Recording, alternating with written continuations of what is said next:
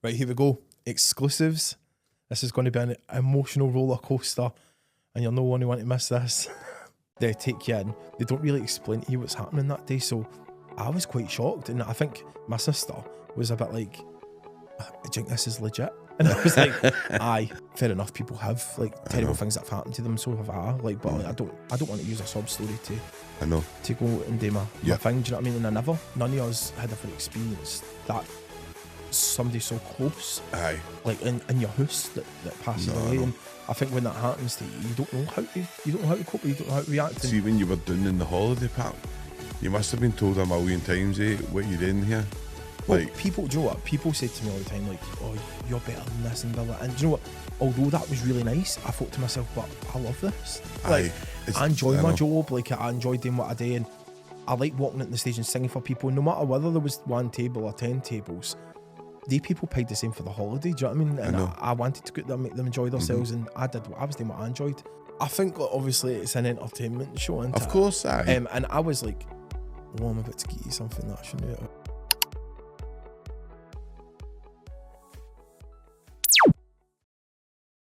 So, welcome to Social Sessions. We've got Britain's Got Talent legend here, Vincent McKee. How you doing, Vincent? I'm doing well, Sean. Thanks very much for having me. It's a pleasure. So we've got obviously loads to talk about, but what I'm going to do is just kind of do what I do with all the guests, take you back to your own kind of growing up and stuff. So what was it like growing up in Glasgow for you? I loved it. Typical Glasgow boy. Grew up in the East End. My mum, my dad, sister, my brother. We stayed in the flats in Rickazy, Low End. Used to play out in the street to all times. My mum used to throw pieces and butter out the window in a plastic bag. Do you know what? It was great. And I always, do you know what? See, for that age as well, though, I always wanted to sing. I knew I wanted to sing. And I loved it growing up in Glasgow. Like, best people come for Glasgow, don't they? No, I mean, obviously that's the big saying, isn't it? But it's like, what was it like? Like, so obviously, because I know Rickazy is quite a hard area. Aye. And what was it like growing up there? If like just kind of because there was always a sense of community back when there in Rickazy. There was always that kind of, as much as it's got a bit of a hard name, there's a real sense of community in it. I think like you feel like you're in a wee bubble when you're in Rickazy, to be honest with you. You've got other people around you, and then when you delve into the big world, you're like, are these people all right? You're so used to the way everybody else is. But honestly, the biggest hearts, the people in Rickazy, everybody's got each other's backs. I mean, everybody knows each other, even the guy in the ice cream van knows you. Do you know what I mean? But I think growing up in Rickazy, it shapes you. Like, I think it makes you a harder person as well, because definitely you've I think certain parts obviously are people struggle today, and I think like I would turn around and say that we probably did at one point as well. Do you know what I mean? Like, it was, I think you definitely do, but as times move on, you appreciate everything much more, don't you? I think it's like, obviously it's an impoverished area, like East End of Glasgow. Like, I mean, at Cumbernauld as well. Like, when you're working class, you kind of grow up and but you see different sides of things, and I think it's testament to your parents and as you as a character, and what you've actually been able to accomplish. Do you know what I mean? It's amazing, Vincent. So I'll just take you into your kind of school years. What was school like? Were you always kind of attracted to music in school and that? I loved school. I think it was one of the best years of my life. It really was. But I never wanted to do the academic side of things, and as much as I wanted to, I think my mum and dad were like, "Oh, you need to do this and you're going to do this," and I was thinking to myself, "No, I'm just going to stand on the stage and sing." But I loved music in school. They had the big shows and that at St Andrews, so they did. But I think I was really put off. I think we had like all the teachers were lovely, and we got on with them all, and I had my own wee group of people that were the same as me, that loved all the music side of things. There was a teacher in the music department, horrible man. But he, I ended up leaving school when I was like 17, and I said to myself, I will never be like that man. Never. I said, I'm going to go and I'm going to do my own thing. I remember standing up in class one day, and they said to us, "What do you want to do when you grow up?" And I said, "I'm going to be a singer." And they was like, "Nah, no chance." I was like, I hope he was watching Britain's Got Talent. I mean, obviously we got to hear you a lot, like when you were growing up and stuff. Do you know what I mean? And even like, my sister, she was quite good. 2 years were quite good singers. Do you know what I mean? 2 years were good. We've actually got quite a talented family, to be honest. I know, definitely. But like, I remember, and obviously we'll go into it a wee bit later. I'm jumping forward a wee bit, but I remember at Frankie's funeral, how emotional like I was with you singing. Like the emotion that you brought to that, like was, I think your singing touches. It's very powerful, Vincent. Do you know what I mean? And I think that's where you've always been kind of. I think what I suppose, like I'm saying, what kind of inspirations did you? Who was it who inspires you? Because it's like a unique voice you've got. My dad. Aye. My dad's a good singer. Is he? Aye, my dad sings all the time, but he would never sing in front of people. Right. He's one of the people who's like, I'm not singing in front of people. Aye. My granny was the same. Aye. So she said that she used to sing in the school and that, and she used to say, they were like, oh, I'm not doing it. But I think all the McKees were quite good singers. But my dad used to sit there and he used to be like, and I'd be like, sing again. They'd be like, no. I can vaguely remember, like when I was just like very young, like now when you just used to bust into a wee kind of hanging. Do you know what I mean? I vaguely remember it. So obviously, see, what was it like? See, we're going obviously your school years and stuff like that. How was that? Like, was it all right? Like, did you enjoy the kind of the kind of years like all that? Did you enjoy like the? I suppose it's the stuff with music, basically. Like, I enjoyed the music stuff. I think going to school back then was difficult to be like to say, "Oh, I'm a singer and I like music," because people were just like, "All right, like that's not the norm." Is it really? No. Especially for a boy in Ricky's. Like I want to be a singer and all that. But I think I made it. I made it the norm. Like I didn't want people knew me for that, and I didn't want to. I never ever shied away from it, and I was quite stubborn when I was like, no, that's what I'm doing, that's what I'm going to do. Don't care what people think, I'll just do my own thing. No, definitely.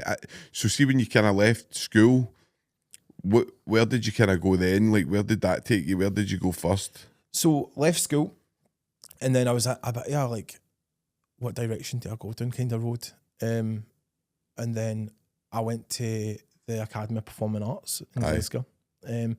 But like even before that, like I was going and doing singing lessons and acting. My dad was taking me into the tune and he was putting me in, taking me back out, and I ended up going there as soon as I left school. And I did all the musicals. I did the singing, the acting, the dancing. I'm a shite dancer, by the way. I can't dance, but I tried my best at it. But I was always more singing, acting. I enjoyed that, and then. That's when it led on to one day I got an email through and it was this person that had seen something that I did online. They were like, do you think you would come for a wee audition to become a blue coat? And I went, yeah, that's right up my street. And I was watching a video like a few days before it and it was somebody being like, best life ever, get to sing, get to go on the stage, entertain people, and you get to have a party lifestyle. And I thought, that is me. So I did that. Is that like, so what was the first? What was Butlins? Was it down in England? It was a Pontins resort. So I did 2 years doing that at Pontins Pakefield, which isn't there anymore. But it was amazing. It was like being at Disneyland. When like it was like it had everything. It had the go karts, the big rides, it had all the venues. I sang in them all.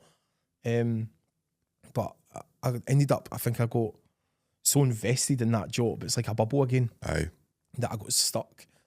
Like, do you know what I mean? Like, you feel like you're there for, like, that's all you've got to do. But I think, because I enjoyed it so much, I was so passionate about it, I thought, I only ever want to do this now, because it's like the best of both.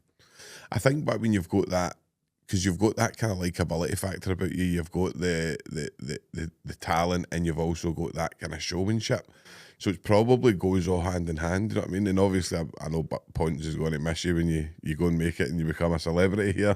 But, how's it probably moving to that kind of next stage where you're starting to get noticed and people are starting to see you, and how are you dealing with that, Vincent? Well, when I left the parks and then I went on the stage at Britain's Got Talent, I think when I came off it was quite slow at first. Like people didn't really, they'd walk by you and go, who is that? And if they'd watched it, I mean some people don't watch it. But then when you're in the front of the papers and people are seeing your life there, and then people watching the street, and then they come up to you and they're like, "Oh, Vinny," and you're like, "Hiya." Aye, they think they know you. Can I get a picture with you? And do you know what? It's nice. People have been lovely and they're dead supportive. It's just a bit mad to me that people recognise you in the street or when you're out at a pub. But I'm happy enough to take a picture of people and I get to know them or talk to them.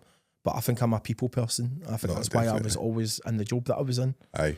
No, you're ideal for that job, and it's. I think it's like you probably, like, as I said to you before when we were on, your life's changed now forever, and I think you'll probably be going on to day big things, but like maybe even singing on like cruise ships and all this kind of stuff, and then singing on the other stuff we'll talk about later. Do you know what I mean? We've got some stuff, and it's just that one song into the breaks, and obviously you've got that amazing 500 miles that you've done. Like, that was absolutely phenomenal.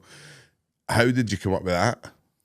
So basically, when they asked me to go for the audition initially, I thought I need to do something different because everybody will get there and just sing a song. Aye. I said I don't know how to make myself stand out, and I said I've never been the kind of person that's like, I'm the same as everybody else. I'll just go out there and do my own thing. So I thought I need to take something that's got a bit of meaning behind it. And when I listened to a few different versions of different things, and I found a really slowed down version of that. And I thought, I like it, but it's not me. So I spoke to the producers, and together we collaborated, and I told them exactly what I needed, and they added it to the tracks. And then I listened to the final version. I thought, that's it. Like, I felt it. And the words, when you slow it down, means so much more than when it's sped up. Like, I was listening to it and I thought, do you know what, these are good words, and people will be able to resonate with them now. And I went out and I sang it, and I've never, even though I practiced it so many times before I went on that stage, I've never felt as good as I did when I walked out and did it. No, it was. I remember, obviously, it was phenomenal. So I'm going to take you to like Britain's Got Talent, because I'll take you. In fact, I'll take you first to, like, obviously losing Frankie, right, and how that impacted you, because obviously he was one of your biggest fans and he was your brother. It was huge. How was that? Because I know obviously he was close to your. He was an amazing guy. How was that loss? I just think it's one of the things that you never really expect, is it really? Like, when somebody's in your life that long. I mean, Frankie did everything with us when we were younger. Like, he took us swimming. We went anywhere that Frankie went, we went with him. Or if my mum wasn't in the house with my dad, like, I'd be in the house with Frankie. And it was just, when you've got somebody that's cemented into your life that much, that ends up gone, you just don't expect it. And I think sometimes the new, I still don't realise he's away. Like, no. I remember that day dead clear, actually. Like, they phoned me. My mum and dad were on holiday at the time, and then my dad was like, "Oh, Frankie's passed away," and I dropped to the ground and I just started screaming. I don't remember much for, like, that whole day, to be honest, but when you lose your brother, but especially when he's closer to you than our brother, I think it's so much harder, and then your whole family gets destroyed with it. I know. And my ma's never been the same since it happened. But I think it made me more determined to go, do you know what? He had his whole life in front of him, and I was like, you can't just live like this. Like, you need to go out there and do what you want to do and chase your dreams, because I was like, you don't know what can happen tomorrow.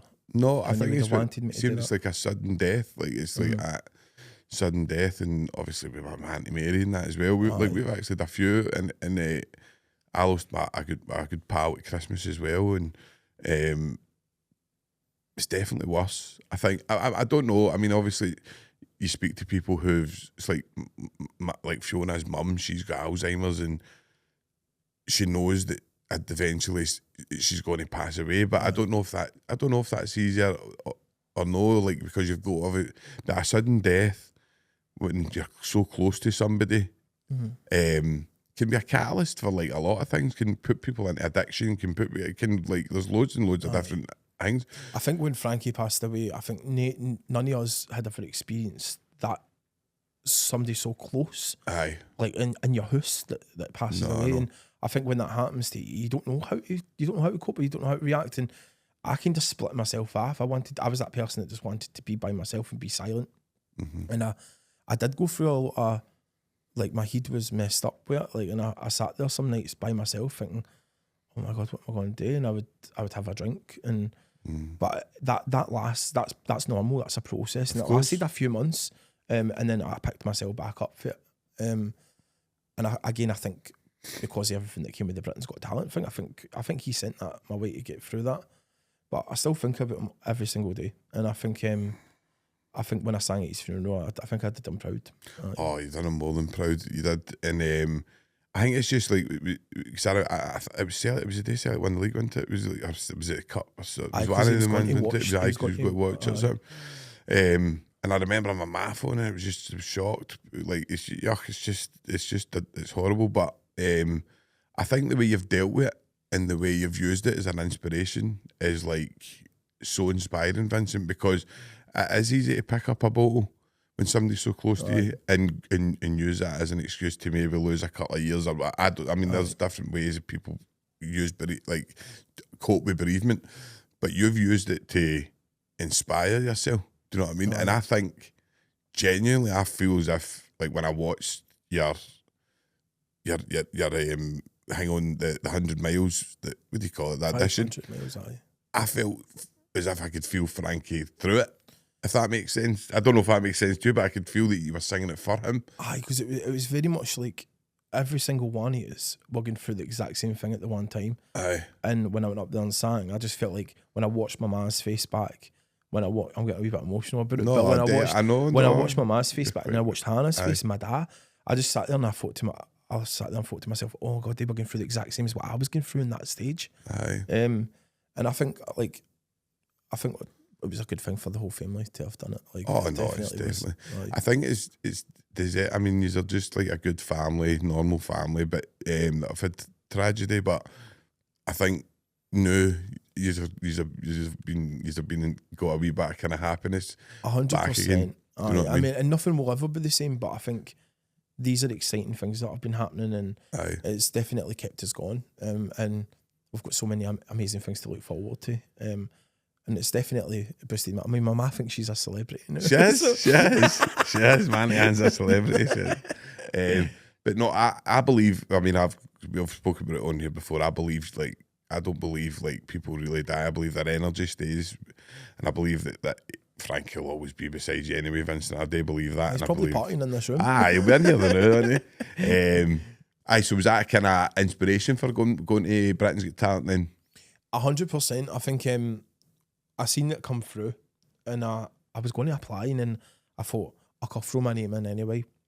Because I remember he used to sit there and go to me, "You need to go in Britain's Got Talent," and I'd be like, "No," and he'd be like, "Why?" And I was like, "Because I said they won't pick me." And I was like, and he was like, "No, you should," but I just left it, and then I did apply when he passed away, and then this woman messaged me on my TikTok page, and she said, "Hi, would you be interested in having a chat?" And I was like, I don't know if that's legit.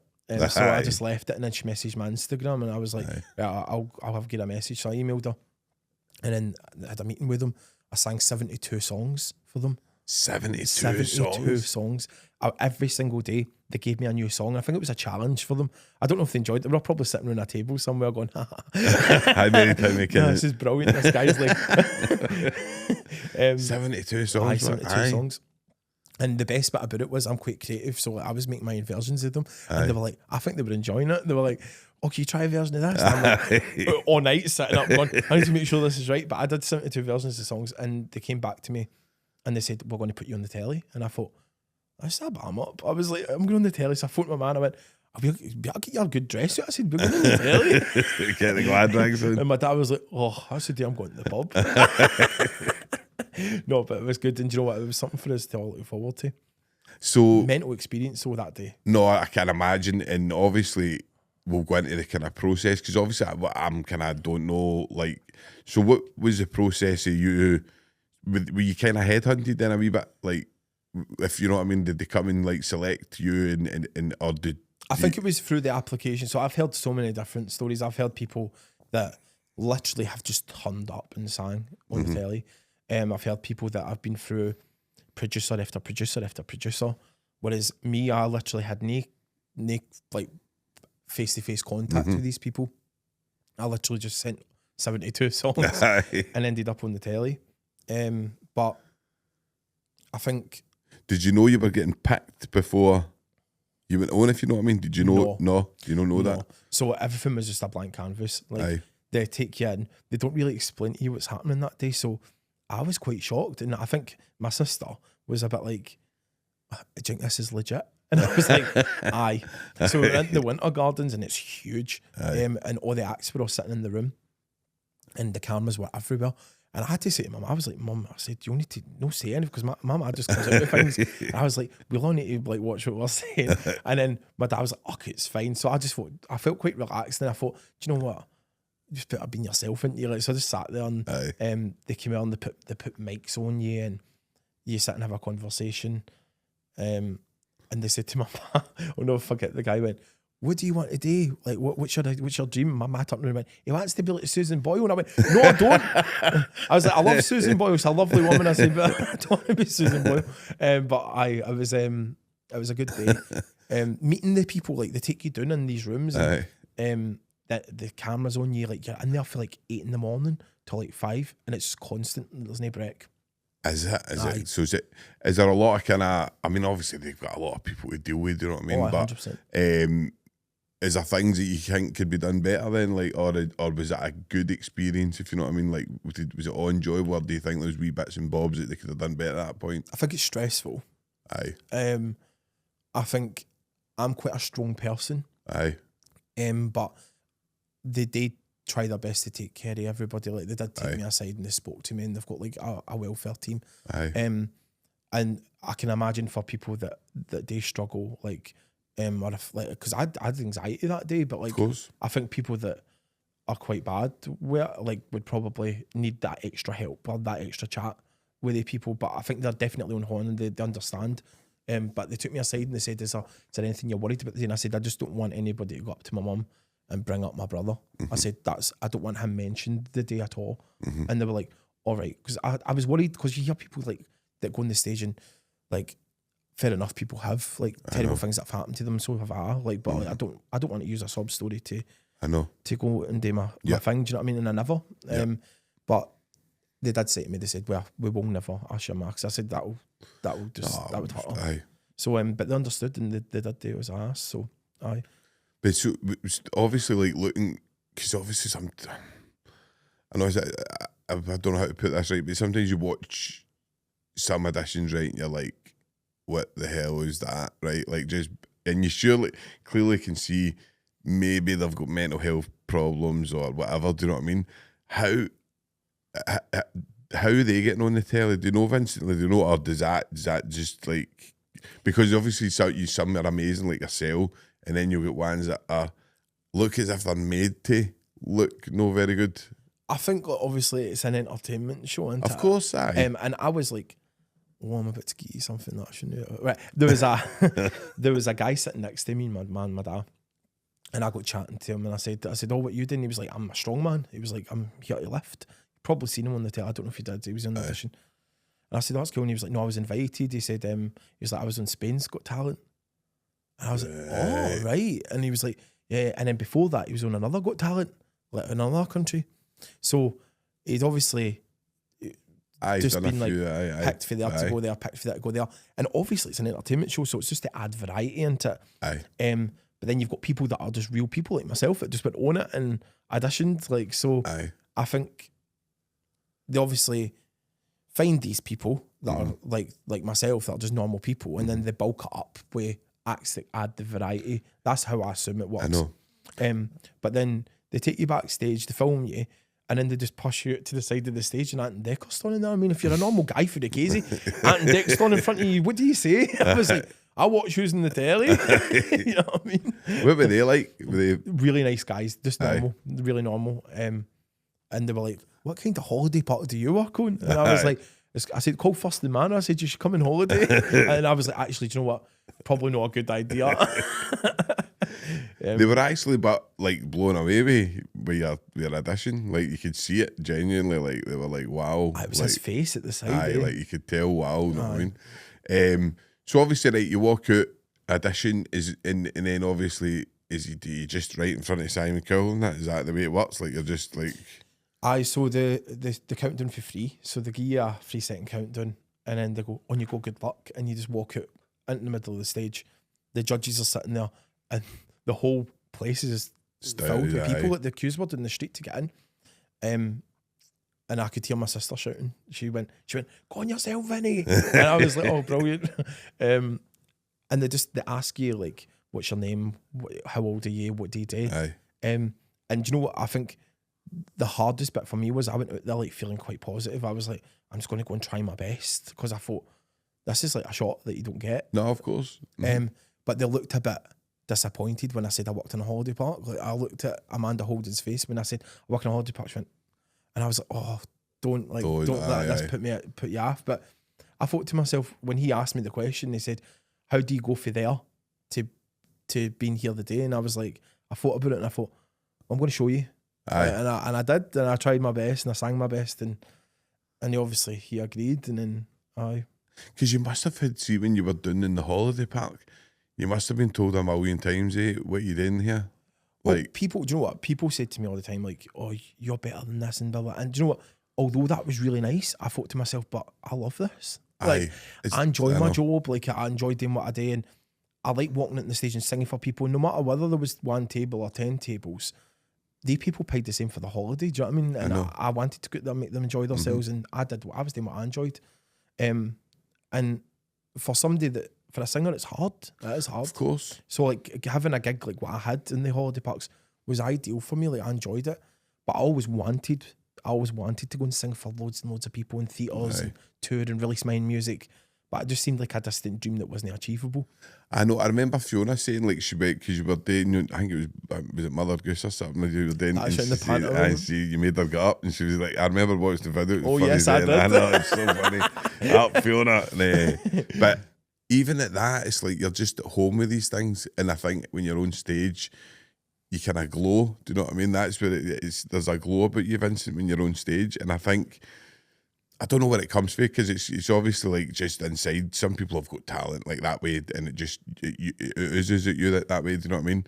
But how did it come? So you go through the kind of process, and then Simon hits a goal. But that just must have been outrageously abnormal and surreal and like unbelievable. I think like the first thing that shocked me was the amount of people standing up cheering. Like, every single person before I'd even finished was on their feet. The whole place was rupturing, and I was thinking to myself, how can I finish this song? I was a bag of nerves. And then when were you getting nervous at the end? Because they were all cheering, like, and I was thinking to myself, just keep going. Because you're just went through, aren't you? Like, but you're not expecting the golden bit. Like, I went out there thinking, if I get a couple of yeses, I said that's banging. And then they all, like, KSI was there. He like gave me really good comments. He was like, that was outstanding. Then Simon went, wow, and I thought, oh, he liked that. I was like, that's good. And then he looked around at the audience, and then I looked around at my dad, and my dad went, and I seen my dad's face, so he obviously seen for the angle that I never. And I thought, he's not going to press that, and he just swung his horn and smashed it. And I looked up, it was like the heavens had opened. Oh no, on the gold, and obviously they show it in slow motion, didn't they? Aye. I'll give you another inside skip. So the stuff fell down, and it felt like it was in slow motion. Obviously it wasn't. I had to film that twice.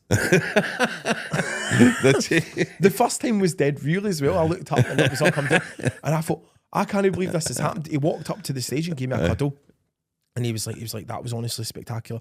He said, it was like the best version of that I've ever heard, and he was like, he said, we're going to go on a journey together, and I thought that was really nice of him. It was Simon Kill telling you that's mad. But then he walked off the stage. This wee guy comes on with a wee clipboard, and he's like, right, we're going to go again. And I was like, what do you mean go again? I was like, the whole thing? Or he was like, just the gold. And I was like, all right. So I had to stand there, and I was like, how did I do that again? Because my heart was gone. My head was all over the place. And then they shot these confetti cans. I had to go, oh.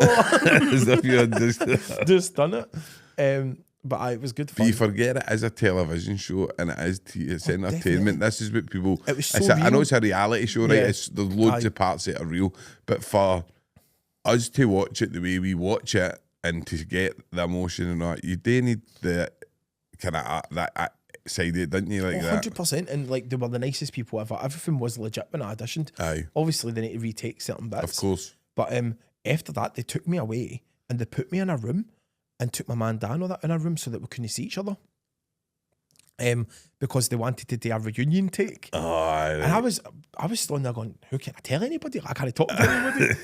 And then they let me down the stairs, and I had picked up, Simon Cowell had gave me like some of the gold confetti to take home with me. Aye. And I shoved it on my pocket. I'll never forget this, right? Shoved it on my pocket. I thought, I'm going to take all that home with me. They did the reunion take, and I took it in my pocket and threw it up in there, right? And my ma went, oh, that was brilliant. She went, well, we go for an Nando's. And the guy went, we need to retake that. And I went, you're joking me? I was like, you're joking. So then they came in with a hoover, hoovered up all my confetti, right? And never had any left. And I went, where's my confetti? And they went, we've took it away. And I had one wee bit left, and my dad put it in his wallet. And I was like, that's my ma's fault for wanting Nando's. So I'll go through the judges, right? Obviously, because you'd have got to meet them all, right? So Right. what were they all like? What was like, right? So Simon, how was your relationship? I with love Simon Cowell. Aye. Really, really nice man. Knows what he's talking about. Aye. Always very complimentary to me. Works really hard. Aye. Great team of people around him.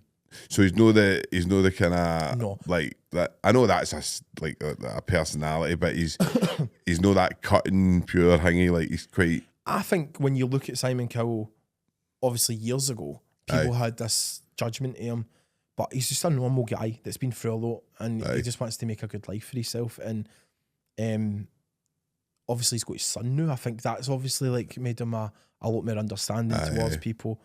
I mean, gone are the days where like Michelle McManus, for example, who was a fantastic singer, still is, and she walked out on the stage at Pop Idol, and he, obviously it wasn't very nice to her at the time, but the days are gone now. Like I think that was all for entertainment as well, but you can't get away with that now. And he's not like that. He is a nice guy. He's very understanding, humble.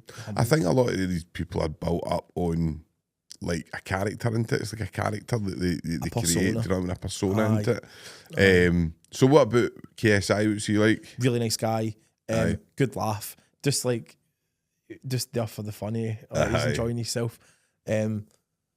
He obviously gave my pal Stacey the golden buzzer, so he did. But he is a nice guy. He's got his music. He's got his energy drink. I know he's doing a lot. He's not got much going for him, has he? It's got I know.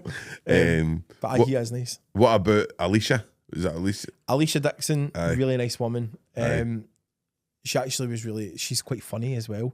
She was one of my favourites growing up. See, I fancied Alicia Dixon growing up. Like she's a good singer and an amazing rapper. Brilliant. She was it was Mystique, wasn't it? Was it Mystique, or was it, what was the band she was in again? It was, wasn't it? Aye. Mystique, I'm sure. I should know. I mean, I don't. Oh no, you wouldn't. It was before your time, man. Mystique, because Mystique were out when I was there. But she used to do like the wee rappy bits, she was brilliant at it. She was really good. She used to do. But she knows her stuff. Like that's the thing. And when she's sitting on that panel, like she never, although she's a judge, she never judges you. Like she's very honest.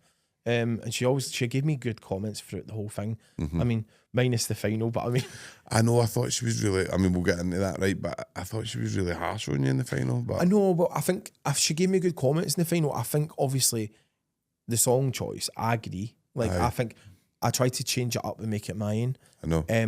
I thought I sang it well for what it was. I thought it was great. I think obviously that emotional connection, I personally knew that wasn't there. Like I didn't feel the same as what I did for the semis or the original or the audition.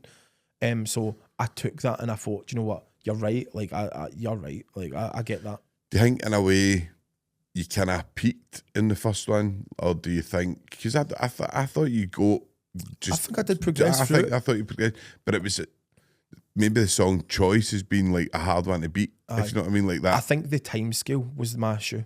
So between the audition, I'm quite a creative person, so like I like to make my own thing out of things.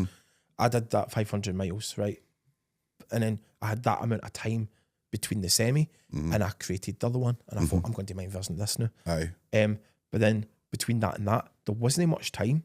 And I thought to myself, what am I going to pull out the bag? And I think the stress of that, I jumped into a decision too quick. And I think I sang it the best I could have sang it. Was the emotion there? Where maybe it wasn't the right song for the emotion. I know what you mean. But it's hard. I mean, so what about Amanda Holden? Enough said. What? Amanda. Aye, enough said. Amanda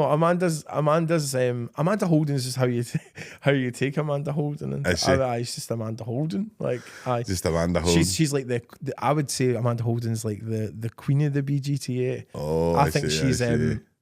well, like. I'm still. No, I'm not. No, not at all. No, Amanda Holden. I think Simon used to be the leader of the panel. I think Amanda wears the trousers in that relationship now. She has do you know what I'll gear? She's like a woman that has ages but gets younger looking. Like, oh, she's beautiful. Like, she's a beautiful woman. Didn't she? So obviously, right, you go through the first stage. Obviously, golden buzzer, amazing. What's it like then in the community? Obviously, because obviously everything changes. Then people start noticing you. How was that for you? Was that weird, or was it enjoyable? Were you caught up in the moment with the whole journey, or? I think having people recognise you, having your life like out there for everybody to see all the time, it was different. It was it felt like the only way to shut yourself away was to shut your curtains, turn your telly on, and sit on your couch for 3 hours a day. Like, because it was like every time you went outside, somebody was trying to speak to you, or somebody wanted a picture with you. People wanted to phone up your pals and like be like, oh, what's this happened here? Like, what's happening here? Do you know any inside scoop? And I was thinking to myself, these people are relentless. Like, but I never had any bad press. Like, I had, it was really, the press were good with me, especially up here. I did have a bit of like my private life splattered across the front of a paper. I mean, I took over the Pope's story at one point, which I'll always remember. Like, the Pope got elected and I was the front of the paper. But again, that was through that wasn't my choice. Like, that was them that did that. But that's in the past. Of course. I think what's coming will be even more exciting. So definitely. So see, like, when you go and then you're moving into the kind of the semis, right? What's the process there? Do you just stay down there, or do you? No, so I was travelling down every single week, and I was travelling down the train and travelling back the same day, and they were obviously paying for that. And I was seeing one of the best vocal coaches ever.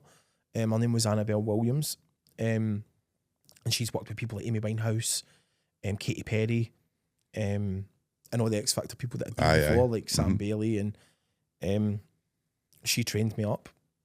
So did you get a lot out of that? Because obviously, you're like, do you think you've kind of been polished up? I tell you something, like I went in that, and I'm one of the people that I think, I always believe that the minute you think you know everything, you know nothing. Like, I'm always there to learn. Like, I think you always need to, like, you've always got room to improve.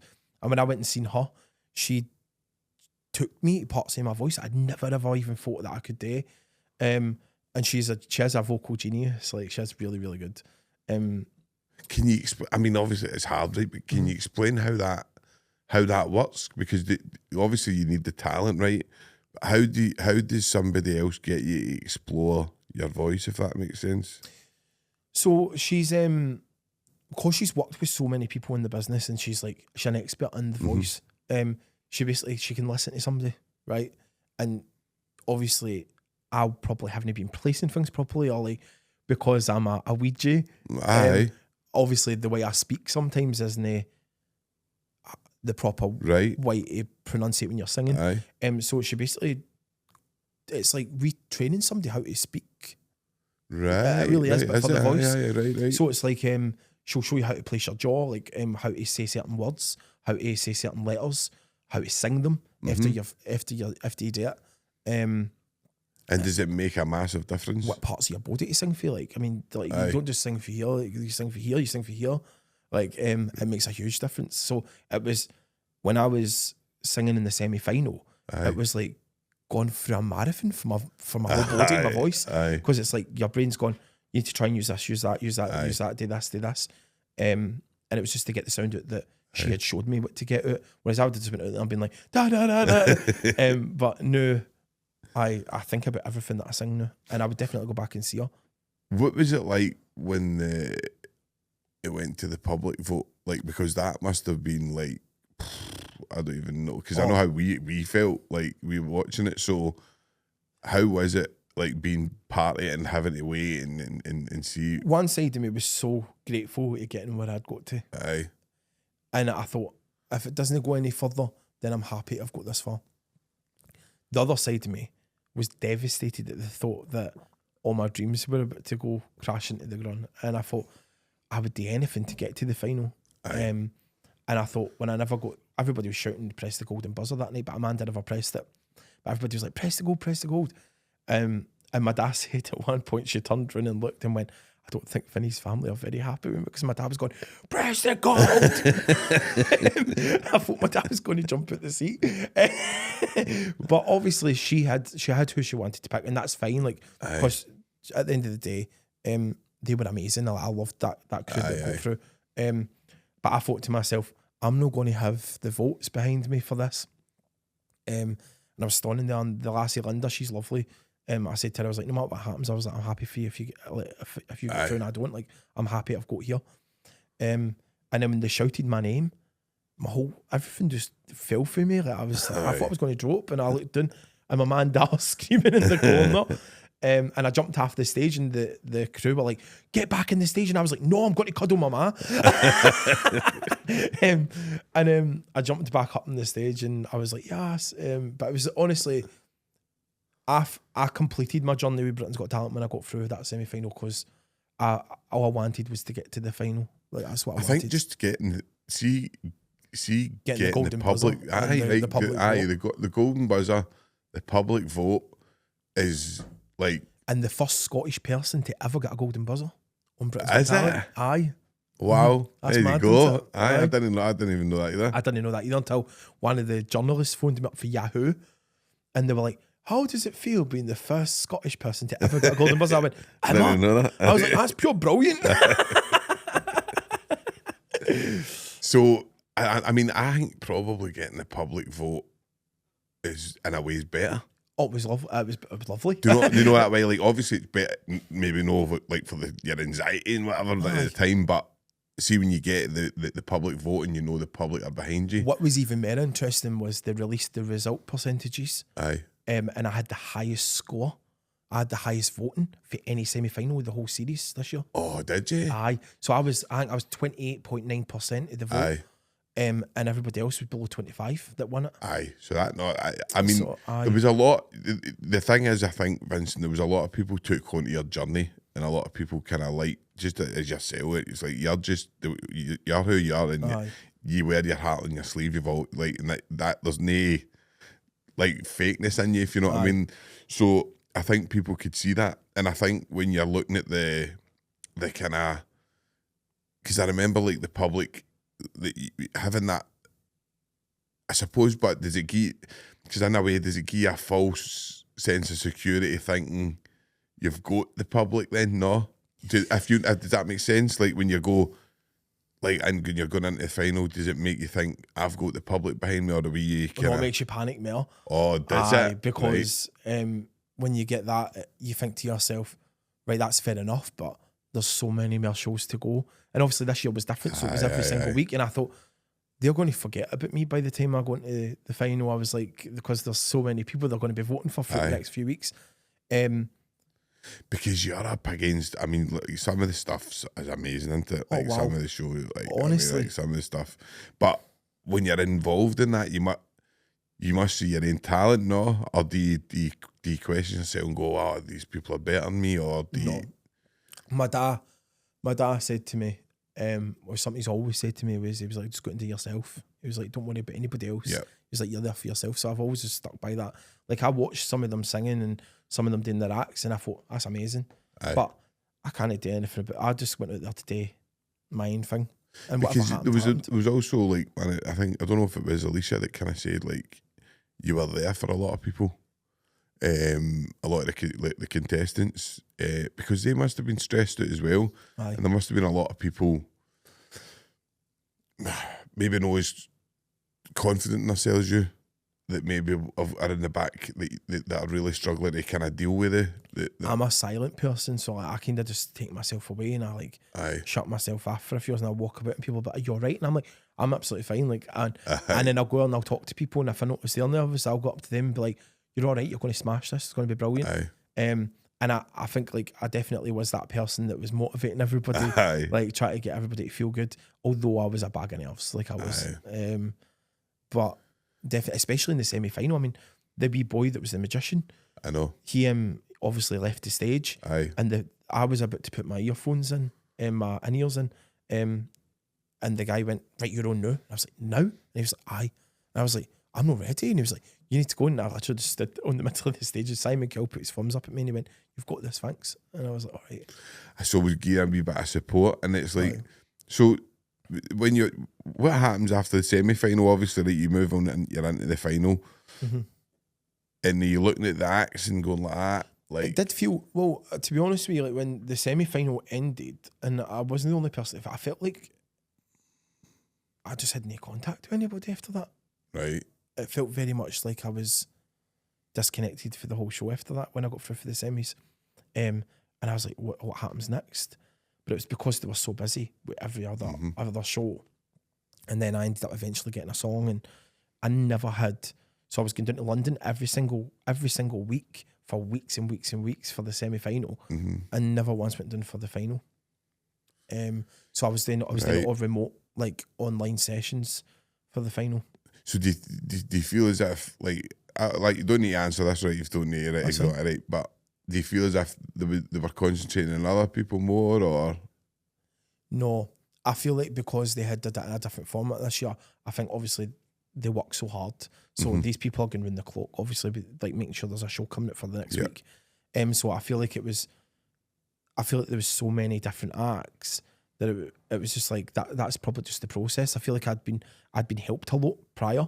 And then because I wasn't getting that round the clock help, I felt like for the final I was just like, I need to just go for what I think here. What was it like, obviously, when you were batting? Because I know you, obviously, when you were doing a wee bit of kind of trying to get, like, build up support and that, you were batting Glasgow and stuff like that. I mean, how was it seeing the reaction of Glasgow? It was incredible. Like, I had people, I had constant messages of support. Every time I was out, people were coming up and asking me for pictures. I'd walked into a shop one time and this woman said to me, oh my God. And there was a guy buying a 4-pack of cans. And she said, just give me £2. The guy gave her £2. And our boss came out and went, have you just charged that guy £2? And she went, aye, because that boy's here for Britain's Got Talent. And she was like, can you sign this for me? And you know, it was so nice. And still to this day, like, people like stop me in the street or they'll ask me for selfies, and it's just so nice to see that they're behind you, like they're supporting you. And I think everybody, especially when you're from Scotland, everybody gets behind you, didn't they? Like, that's one thing that did annoy me though, was that when I was on the show, they kept going, oh, Scotland are behind you. And I thought to myself, but it's not just Scotland that are behind me. Like, I've got loads of people. I've got people in England that are behind me. Do you know what I mean? Like, the whole of the Britain, like, there's people in Britain everywhere that I know that will be behind me. It's not just because you've worked in England and all that, so you've got loads of people. I've worked in loads of holiday parks down there. And But so do you feel as if, like, being Scottish did hindered you in any way then? Or no, like, not at all. I think actually, I think comments like that could have, but Simon Kill did put it right, because he did turn around and say, no, it's not just Scotland that will be behind you. The whole of Britain will be behind you. So I'm glad that he did say that. I know what you mean, because it could make somebody think, well, he's going to get all the votes for Scotland, so like, do you know what I mean? We don't need to vote for him. Which isn't the case, because like, I know quite a few people. I mean, Betsy down the street probably wanted to vote for the Blackouts. Do you know what I mean? You just don't know. Like, I think it's just, if people like what you did, they'll vote for you, and if they didn't, they won't. It's that is what it's about. It's not about where you're from and all that. It's how what your talent and what your kind of. So what was it like? See, when you were watching the final, what acts were you kind of? Was there any, like, you were like, oh no, like, that's amazing, like, I've got to compete with that, or were you really confident in yourself at this time? One of my favourite acts in the final was the Blackouts. I wanted them to win. Oh no, I shouldn't have said that. I wanted them to do really well. But I thought, if anybody in this room deserves this, it's them. They've been on a journey. they're so talented. They put their work into everything that they've done, the costumes, the lighting, the hard work in the background, the rehearsal time. Like, they guys were rehearsing hours and hours every day. I mean, so was I. But to do something, what they'd done and pull that off was incredible. That was talent. I mean, I loved watching them. And I thought, if anybody, apart from myself, is going to win this, I said I want it to be them. But they did so well. They came second. Right. So see, like, with my take on it, and this is only my personal take, I don't know if it's biased because I'm a wee cousin, don't know. I thought the judges were pretty harsh on you in the final. I thought Alicia was harsh on you. How do you feel? How was your feeling with her comments? I do think that it was I do think that what Alicia had said was probably legit regarding the song. Did it have to be said in the final when I got to there? I don't know. I mean, I do feel like they were quite harsh on all the singers, like even Stacey. Yeah. I mean, she got quite harsh comments as well. But at the end of the day, it's an entertainment show, and I'd got to the final, and Simon said, "You've done good. Like, you've done good for the whole thing." I was happy with that. I had got a golden buzzer. I had got through the semis. I never expected that. So it was. No, when you're up at when you're up against Britain's got talent. Like, it is what it is. It's like the most talented people in Britain. So when you're in the final of that, like, the standard and the caliber that you're at, 100%. Like, I mean, anybody could win it. Do you know what I mean? When you're at that stage, do you know what I mean? It's Sean, there was a sense of, like, I mean, before in the semis, I was so nervous. See, when I was in the final, I felt so relaxed. Like, because I thought, no matter what happens, I've no control of it. I'm so glad to have got here. Whatever happens, happens. And it was because my dad kept saying to me, like, the fact you got there, like, it's fine. Oh, you can't lose, can you? Like, no, when you're in the final, like, you can't lose. Like, and my whole life had changed. Like, I'd by this point, I'd left my job, so I didn't work in the holiday park anymore. I'm singing full time. I had all these people coming to me, like, want to work with me, which I was so excited about. And then I thought to myself, my life is what I wanted it to be now. Like, I'm going to be singing for all these people all the time. Like, I can't ask for anything better. And I've got all these people out there that support me and loved what I did. And I thought that, like, 5 months ago, they would never have knew what I did. Like, so I was grateful. Do you know what I mean? So see, like, do you think when you're doing when you were in the final, do you think, again, you totally answer this, right? Do you think they've got their favourite who they want to win? And as maybe, like, as you say, like, they don't want a singer to win. Do you think they can comment towards a certain way?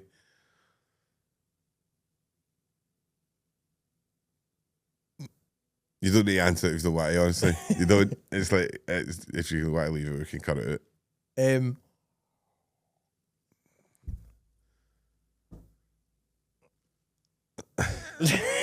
One of these ones. I don't know. I had a lot of people around me with their own opinions, but I mean, I was in the show and I just felt like I was just part of a talent show. So I think I enjoyed the experience, and whatever went on in the background, or if it did go on in the background, I just did my own thing, and I just went on the stage and sang.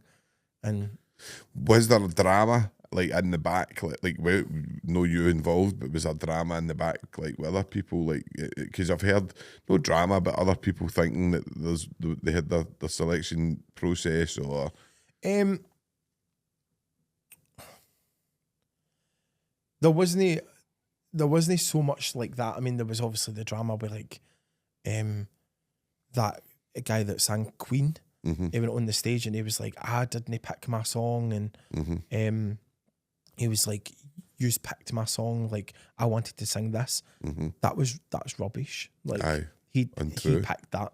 Like, he did pick that, like, and they just never worked out for him. And when people throw their toys at their pram like that, you're just a bit like, come on. Like, do you know what I mean? It's like, because you've got a few bad you've got to throw your toys at your pram. But he was in the front. He tried to drag the show through a big drama, and that's why people like him are the reason. Because I'm talking about this guy, like, I don't even know. people like him are dragging the show through a bad name when it's actually, you know what, it's actually making people like No, showcase definitely, themselves in a really good definitely. way. Like, and I had a great experience with Britain's Got Talent. No, definitely. And I think Him, however, he didn't. no, you're right. No, and you're right. Do you know, because, and again, I don't know if it's biased because you're my wee cousin, right? But it's like, I was kind of like a few of the acts. I'm not going to say, but I was just like, Vincent was much better than that and that. And I don't know, like that's me, I don't know if it's me being biased, but I did feel as if the judges favoured other people, and that's only my opinion. Like I feel as if, and that, listen, see if that's the way it is. Again, it's an entertainment show. See if they want to push something their way, and I don't know if that is the way they do it, but if that is what it is, isn't it? And there's nothing you can do. I totally get you know that, what I mean? and I think at the end of the day as well, it's like they might have their favourites, but there's a vote, Aye. and I think that's why it's good that there's a vote. Of course. Whether they influence that or no, I don't know. But No. I had great comments throughout the whole series, Yeah. and they showcased me in a really good way, and I thought I'm grateful to what that is. But Aye. I'm excited to move on now to something else, and they put me on a good platform for that. So Britain's Got Talent's finished, right? Obviously, like amazing. Like you've had this amazing journey. So what happens next? Where do you go next for there? Britain's Got Talent finished, and it was like you were just let off into the world. It was like getting off a train in the middle of nowhere. But all these things start happening. So I opened up for the Pride of Scotland on the telly for all the unsung heroes. Yeah. So I did that. We got shipped after the Hilton. I got a big fancy car picked me up. I was mental. I was like, I'm not used to this. The guy was like, Sabrina Carpenter was sitting in that seat last week. I was like, are you joking? I said, I'm not Sabrina Carpenter. I opened up for that. I sang my version of 500 Miles. I was sitting at a table with like Paige Turley. I know. All the Love Island Paige, cast. who you're going to get on. You're going to get on. I'll speak to her. Hey. But it was a great night. I took my sister with me. Such a fun night, and it was so nice to be invited to something that that helped people, that had like gave awards out for to people that were like that, and to be invited to something that I never would have been. So it was exciting. But I think, like Lorraine Kelly, I seen obviously with Lorraine Kelly. I had lunch with Lorraine, and it's things like this that probably I feel a bit surreal, but it's only going to be I believe keep coming, Vince. Well, do you know a year what I mean? ago, if you'd said to me, "Oh, you're going to be having lunch with Lorraine," I'd be like, "Aye, right." But Aye. because I've been living this way for so long now, it's like it just feels like it's getting a wee bit like that's what I need to be going to do, and I feel like it becomes a normal thing. Like it's just Lorraine. It's just but she's lovely and a lovely, lovely woman. But yeah, she was like, "We'll get you on the show," and she is really nice. I had lunch, sang for them all in the big room, down by the ship. And then I'm working with a few producers at the minute, so I've got exciting things happening that way. Right, let's hear about that then. So I'm working with two producers down south who sealed the Saturday's album. So I'm recording with them, and I'm working with a guy up here in Glasgow, right? Who's really good, called Liam, and we are creating some new tunes. And I'm also in talks with a man called Levi Heron. Levi Heron, I was actually talking to Levi as well, trying to get Levi on here as well, but I think that could be something special. We've got a wee tune that we're going to be working on, so I'm excited about that. I am excited to hear that as well. I better get an exclusive, Vincent. You will do. I'll come in here and sing for you. I've got my first release is going to be that nobody even knows about, but it's going to be sealed and delivered by the 1st of August. Is 500 Miles. So brilliant. And am I right in saying that was it number one in streaming? Like it overtook Lady Gaga and Beyonce in the YouTube charts. Ended up like it was number one for like 3 days. How does that feel when you're beating Beyonce and Lady Gaga? Crazy. Like it was even like people like Katy Perry tweeted about it. And, did she? And she was like, who's this Scottish guy that's in trending one on YouTube? And I'm thinking to myself, Katy Perry's just like, did that tweet about me? That's mental. But I was number one on that, and the millions were just going up. And I think it's accumulated. I think we worked out the other day 89 million views. Mental. All over the world. Like it's just a bit mad. So I was like, that's crazy. That one edition. I think it is. to me, like this is, and I hope you don't. I hope you don't think of me like in bad this. But to me, that was my special moment when you sang that. That was like the my favourite part of your journey. That was my favourite part. Was that part? And I don't know if it was because I knew why you were singing it and where it was coming from, and I could feel it. Do you know what I mean? You could just feel it. And I think if you're going to go and release that, I think that could be a massive hit. Do you know what I mean? And I'm pretty sure it will be. Do you know what I mean? It's going to be something special. I think no matter what happens with it, I think I enjoy singing it. So I think even having it out there, there's so many people that have messaged me for like Canada, Australia, America. They're like, will you bring this out because I want to use it for this or I want to have it for this? And I was sitting there thinking to myself, all these people want this. I'm just going to give the people that have been following me and supporting me what they want. So I think that's why I'm doing it. It's for the people that have followed me the whole way. And then obviously the other stuff is going to come behind that is exciting as well.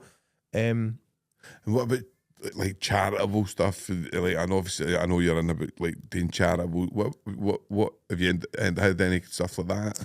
I'm a very big I'm a very big ambassador for cancer research and stuff. So I've been working a lot with Marie Curie.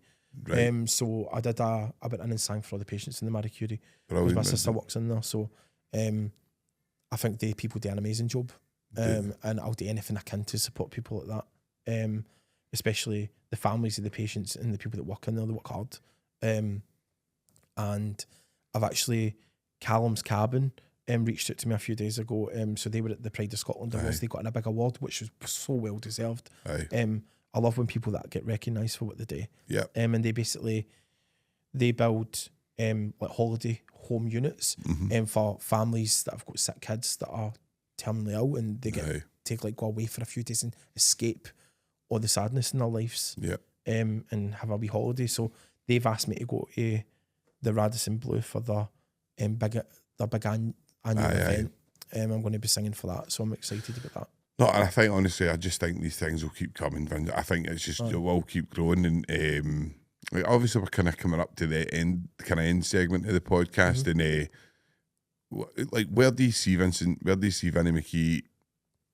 Like a year down the line, 2 years down the line. Well, the day is the big announcement day, so I'm doing my headline show at the Royal Concert Hall in Glasgow on the 21st of September. So that's a whole night. I'm going to be looking for an opening act soon. So, anybody,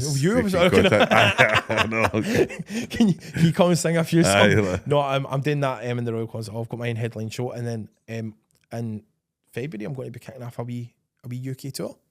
Brilliant! So I'm excited about that. I mean. So where can people find like where can people find like tickets and go all this kind of stuff? If they go into my socials, the tickets are going on sale next week. Do you have socials up on it now, just so it's like... so all my socials: TikTok, Instagram, Facebook, Twitter at Vinnie McKee UK. Vinnie McKee. So obviously that's a huge thing. Like obviously doing your own kind of show, and if you go in mind with what you're going to be doing, is it going to be a mixture of stuff, or is I'm going to be doing all my Britain's Got Talent stuff, all my own music as well. So I write a lot of music, so I've got a lot of originals that I've been working on, and I'm going to be doing especially on the 21st September, I'm going to be doing some things that are brand new that haven't been out yet, that are going to be coming out. A brand new stuff. Aye, and I've got some special guests coming as well. Oh, special guests. Aye, I've got 3 special guests. Have you? Aye. That sounds good. Which I'm really excited about.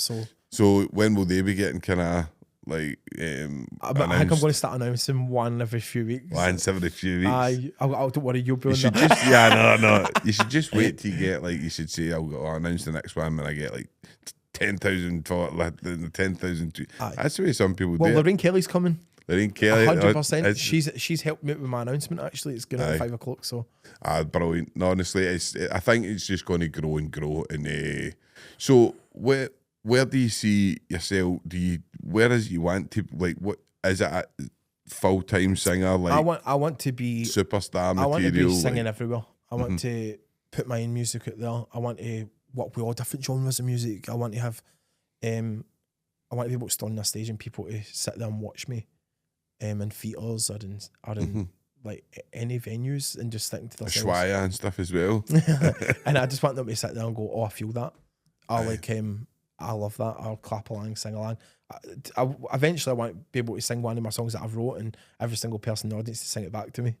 It'll come, man. It will come, I'm honestly. excited I about think it will come. But I'm working hard every day for it, so. No, exactly. And you've always worked hard, and you've always like you're just it's because it's no easy. What, like, obviously, what kind of the downfalls have been like that? Kind of because obviously it's no all just pure great. Do you know what I mean? There's a lot of hard work goes into it. So there's a lot of rejection, and I think like you have your down days. Like a few days ago, I just had like. Obviously, there's so many amazing things. I need to be so grateful for what's happening. Like, I'm working with some really good people, but things don't happen so quick. Do you know what I mean? Like, it takes time. And I'm quite an emotional person. So, like, if I get rejection after rejection, I just get into, like, such a, I know. But the best way to get myself out of that is just by singing. So I write a song about it. And then the next day I'm all happy again. And I'm like, that's one for the album. But I do. And I think, if you've got a good group of people around you, I like to talk, and if you can talk to people, I think that makes you feel better. Oh, definitely. I think never be scared to talk to people if you feel done, ever. No, and obviously I'll let you get a wee message because it's no like, how do you deal with? Do you get any kind of? And I mean, like, just like any bad comments and stuff like that. Have you like anything like that? Because we speak about this quite a lot on here. Like, obviously, mental health's a really important subject, and we talk about it quite a lot. But being in the tap, right, and then like if things don't work out, we've seen things like, I don't know, do you remember Muggy Mike and that? Like, people have actually like took their own life when the fame goes. Do you know what I mean? So it's.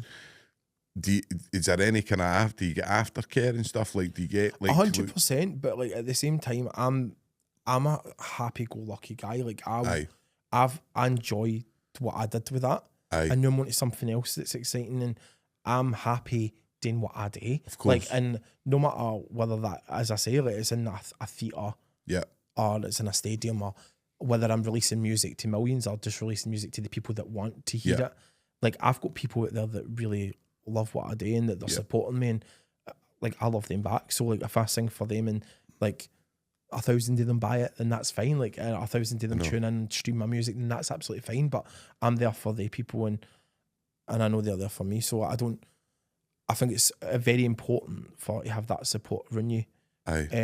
Because obviously you can get down days, but at the same time, I feel like I'm quite well balanced, and I know that things might not work out or things might work out, but no matter what happens, I'm going to start. I'll never lose my voice, hopefully.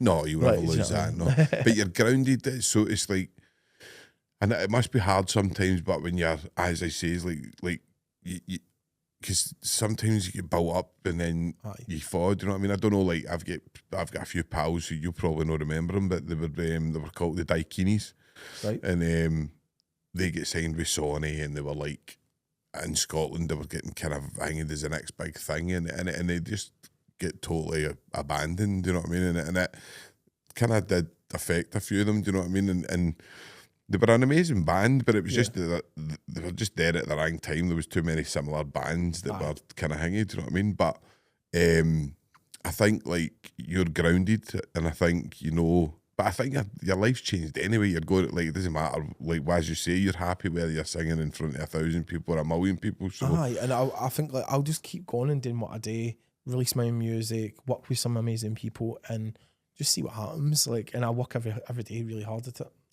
Just see what it goes. I'm excited for my show. Make sure you come. I will. No, we'll be there, and we'll be promoting it and all. But so, see for MD that's kind of is in there that's maybe struggling, Vincent, that's maybe struggling to kind of just struggling with life. Do you know what I mean? What would you say to them? Like a wee message that to just, because obviously been through your struggles yourself, a wee message to them just to kind of let them know, like, look, things can be better. Things do get better. And if you're struggling, don't ever be scared to pick up the phone, talk to somebody, even if you want to send a message to somebody. Sometimes putting it down on a bit of paper or on a text message or picking up the phone, don't ever be scared to ask for help or just somebody to speak to. And music gets you through as well. I think music's all about love and it brings everybody together. Yeah. But yeah, I think we should all make sure that we always ask everybody how they are. Aye. Make sure that they're all right. I think everybody struggles. Some people are just a bit more worried about bringing it up. But I think it's good to have that open chat, especially between guys. I think guys are like sometimes harder to talk to. 1,000,000%. But I'm quite an emotional person, so I do ask everybody how they're, and I like to talk to people, make sure they're all right. No, listen, and is it so? Just to come up, is there anything that you would like to kind of talk about that I've missed out? Like anything that you would like to speak about that I've missed out, or is there anything else? Any other topics that you want? No, I'm really excited about what's to come. Aye. Right. So I'm excited for you. I'm excited for the journey, and I'll be looking forward to the VIP tickets. Know what I mean? Obviously you'll be sitting with the fam. But no, listen. Honestly, Vincent, I wish you all the best. Like, I know you don't need it, and you're going to do big things. I know you are. But thank you very much for coming thanks on. for having me. I've enjoyed myself. Brilliant.